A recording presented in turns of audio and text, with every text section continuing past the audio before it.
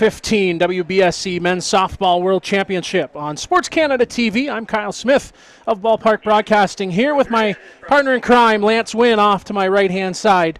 This is day one, game number 8, the nightcap, if you will, between the defending champions, the New Zealand Black Sox, who will take on Team Argentina. And Lance, when you look at this lineup, let's start first with the challengers, if you will, tonight, the Argentines. Led by the strong right-hander, Juan Podolicio. It doesn't really go much further than Juan right off the skip. No, and I think Juan, of course, being a world-class pitcher that he is, he's going to have to carry this team, at least as far as the pitching standpoint is concerned. And I mean, with other guys like Kimio Mata and a couple of the other guys that are going to chip in, but really when you look at it, Podolicio is going to be the man. And I think as he goes, so will the Argentinians. They're a good hitting ball team. They've got some big sticks up there, but at the same time, it's going to be a question of, over a 10-day period, can Juan carry them through the big games, and this, of course, being big game number 1. You talk about those big sticks. It's Matroni, Petrick, and Godoy. Gustavo in the 6th spot. 4, 5, 6 hitters that are going to do the offense here for Team Argentina. Coming off the bench, it's the depth of the pitching and some speed coming off to play havoc on the defense. So you have to keep that in mind. The other thing interesting is there's a lot of youth to this Argentine lineup. A lot of guys we saw last year in Whitehorse.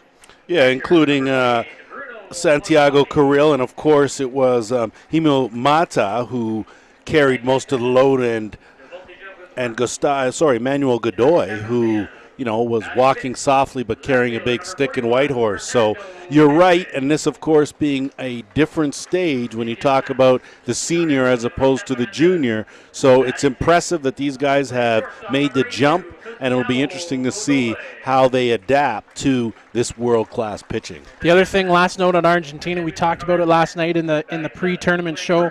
How does this 20-second clock affect Juan Podolicio? Juan is known as a bit of a slow worker, but efficient at times. He likes to get in a rhythm and then slow the game down. He kind of plays that cat and mouse. 20 seconds, though, to get that ball back to the plate.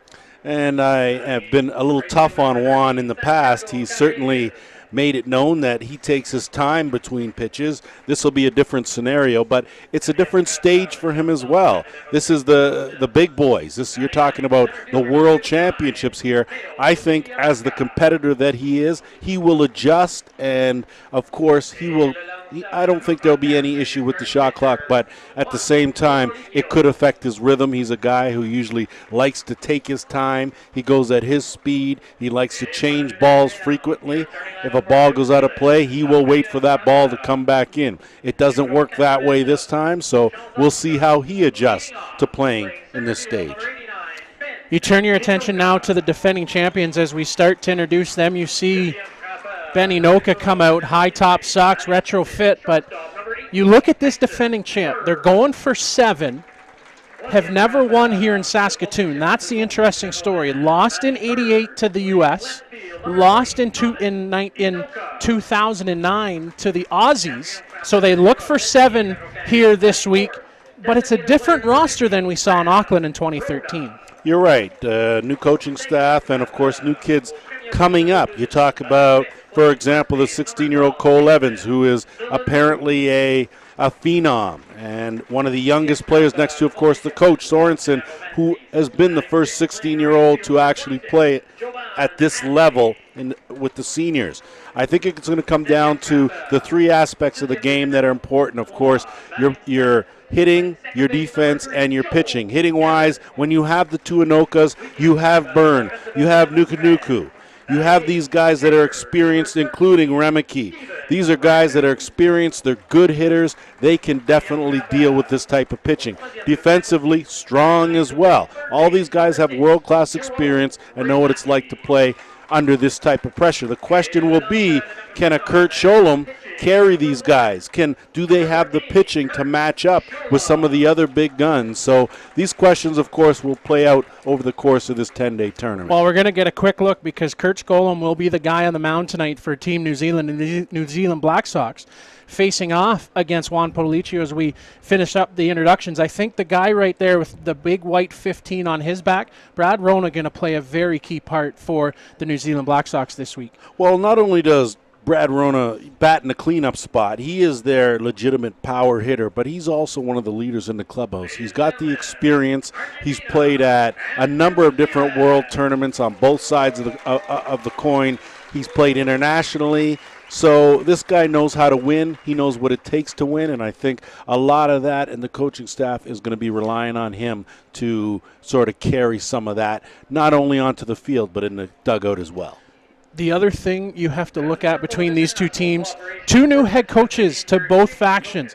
Julio Gamarsi for Argentina, Mark Sorensen, of course, the legend from New Zealand, his first tour here with the New Zealand Black Sox. So we'll see how Mark will coach this and handle this as well. Gamarsi, how does he transition from junior to senior, as we will see the plate conference, if you will. But it's where we stand here on the precipice of New Zealand getting their tournament started, and there's a lot of buzz in the ballpark for what they're going to bring to this. And somebody said to me the other day, it'll be interesting to see how Sorensen coaches, because he was more of a laid-back, let the game come to him kind of player. We'll see what he's like as a coach, and that will be really interesting. But, of course, what's a New Zealand Black Sox game without the haka?